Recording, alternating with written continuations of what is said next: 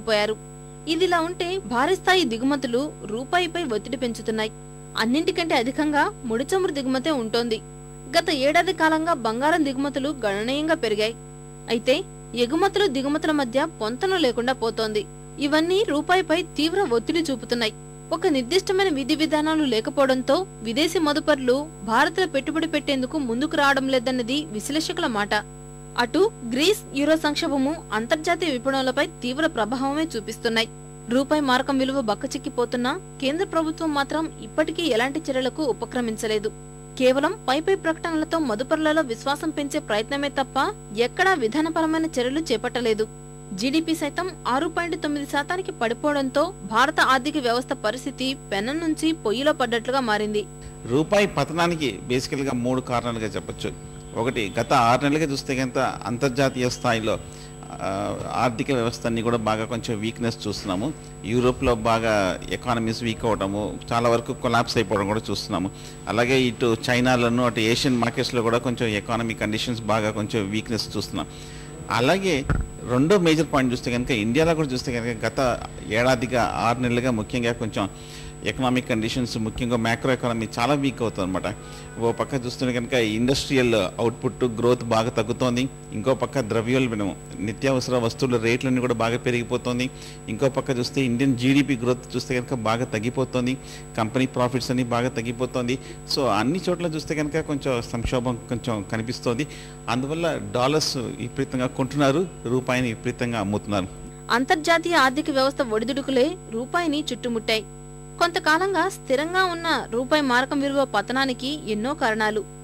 ఐరోపా సమాఖ్య దేశాల రుణభారాల ప్రభావం ఒకటైతే, డాలర్తో మన రూక విలువ క్షణక్షణం మారుతూ కనిష్ట దిశగా పరుగులు తీస్తోంది.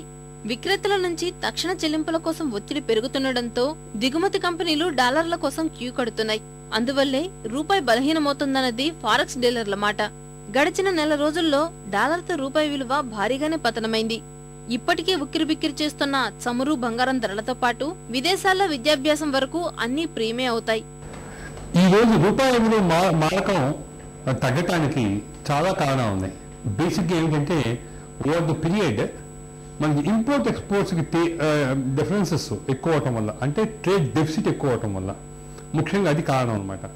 అది కాక ఎప్పుడైతే ఇండస్ట్రీ ఇక్కడ గ్రోత్ తక్కువ ఉందో, ఎకానమీలో కొంచెం మాంజో ఎఫెక్ట్స్ కనిపిస్తున్నాయో, ఆటోమేటిక్గా ఎఫ్ఐఐ ఇన్వెస్ట్మెంట్స్ పోతాయి. అది కాక గ్లోబల్గా మీకు ఎప్పుడైతే మిగతా ఎకానమీస్ బాగాలేదో అప్పుడు ఎక్స్పోర్ట్స్ దెబ్బతింటున్నాయి. మనం ఎక్స్పోర్ట్స్ ఎక్కువ చేయలేకపోతున్నాం.